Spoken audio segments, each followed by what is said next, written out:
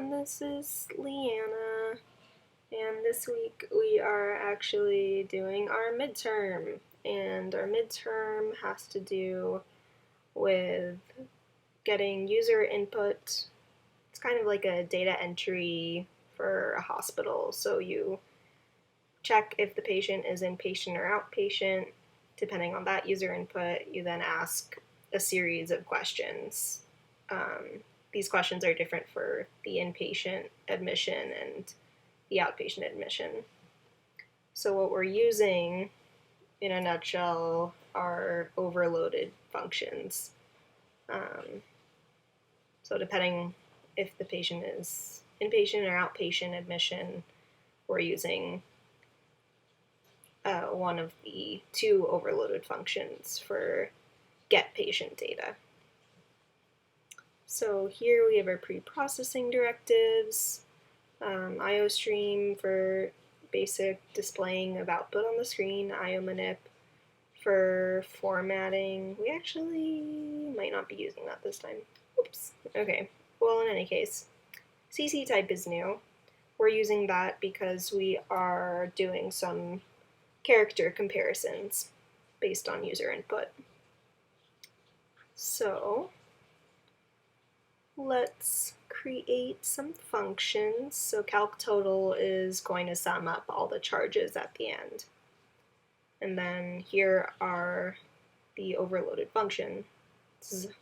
Get patient data.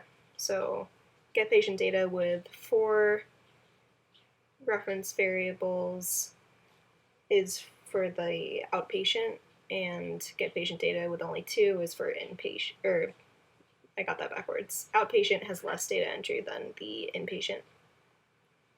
So our main function, we start by defining the user input string, which, I'm sorry, I am not even using that. So you can ignore that. Integer, days spent, just initialize all of the possible input values to 0, and days shouldn't be a fractional, so we're just going to say that's an int. And then all of these charges could have more than one decimal point, or 1 decimal point, so we're saying that it's a double. And then our patient type is going to be a character. So let's ask, type I or O, inpatient or outpatient. So this input validation here is asking, or it's creating the user input as a lowercase version if it was an uppercase, and then it's seeing if either it was an I or an or the patient type is less than 0, so just in case they decided to put in a negative number because they don't understand how the program works, we're going to say error. And until they enter a valid patient type I or O for inpatient or outpatient, they don't come out of this loop.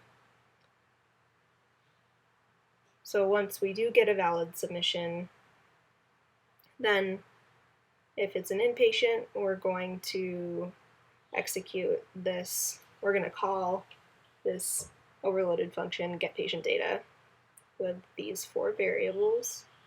But if it's outpatient, then we're going to get this. We're going to call this overloaded function with only these 2 variables, and we're going to also just put a dummy value for day spent and daily charge, because those are both variables only valuable to the inpatient admission. And in our calc total function, which displays the total charges for the patient's hospital services, this calc total is not an overloaded function, so we're just putting the dummy values for day spent and daily charge in the case of the outpatient admission. So let's look at our overloaded functions where we're actually getting user input. So here I've defined some different questions so I don't have to type the strings over and over again. And we also have error strings. So either you've entered an invalid number or you've entered a negative dollar amount. We don't want to see that. And so we're asking the basic 4 questions, which is 1, how many days? 2, what was the daily rate? 3, what were the medication charges? And 4, what were the service charges? So remember, outpatient admission ignores the days question and the daily rate question. But this function that we're looking at is currently for inpatient, so we're asking all these questions. So as long as the days spent that the user input is 0 or less, we're going to give them the error. And then once they have a valid submission, then we're going to ask the daily rate, and so on and so forth. We're going to do all those questions, make sure they're not negative, give them an error if they do. Now here's our other function for our overloaded get patient data function, that is for the outpatient admission. So here we're asking only 2 questions as opposed to 4. Same deal, same input validation. And finally, here's our calc total function, which takes both for inpatient and outpatient admissions, and takes the days value, the daily rate value, and then the meds and service fees, which are common to both types of patients. So in this case, we need to give the dummy values 0 for daily charge and days for outpatient types. So let's see how this runs.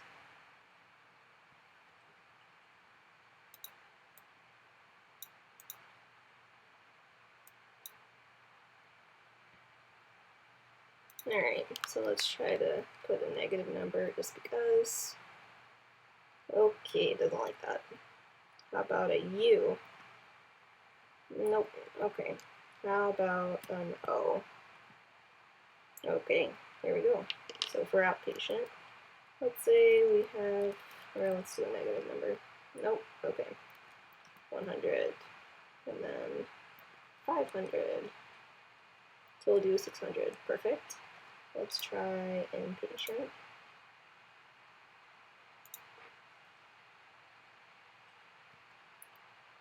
So, okay, how many days was the patient in the hospital? Let's say 7. What was the inpatient charge per day? -4. Nope. Okay, good. Let's do 50. How much were the medication charges? Let's say 100. Service charges, let's say 300. So can you do math? Let's see, 7 times 50 is 350, 450, 750, yay! I can do math. Okay, so the main challenges I had with this program, well, I was trying to bulletproof my code as usual, and not really getting anywhere. Yeah, so this is my other version. I was using, one of our classmates had put up their solution. So they were doing, I don't know, it was over 100 lines of input validation for each user input, and I just couldn't figure out how to get that to work. It's just hard knowing like where the brackets are supposed to go, and there's a whole lot of complexity here, looking at the length of the user input, converting decimals and counting the number of decimals, resetting counters, resetting decimal counts, and let's see. getting the fractional parts even. Yeah, just crazy. So I need to take some more time to understand this. But if I were to successfully implement this input validation, then you would see that if I ran my code, let's say, let's just put a space. Space, space, space. Okay. Well, actually that worked, but let's do like a crazy like hashtag 3. Yeah, okay, I crashed it. So if I were able to implement that in input validation, then I probably would not have crashed my program. But there you go. So the last time that I talked, I had not figured out how to run C++ scripts in Visual Studio Code, and apparently I have figured it out. So the thing to do, in case you're wondering, there are just several packages that you have to install. Let me see if I can find it. Yeah, extensions. So it's the C/C++, you gotta install that, and also Code Runner. And then Code Runner, there was something interesting about this one.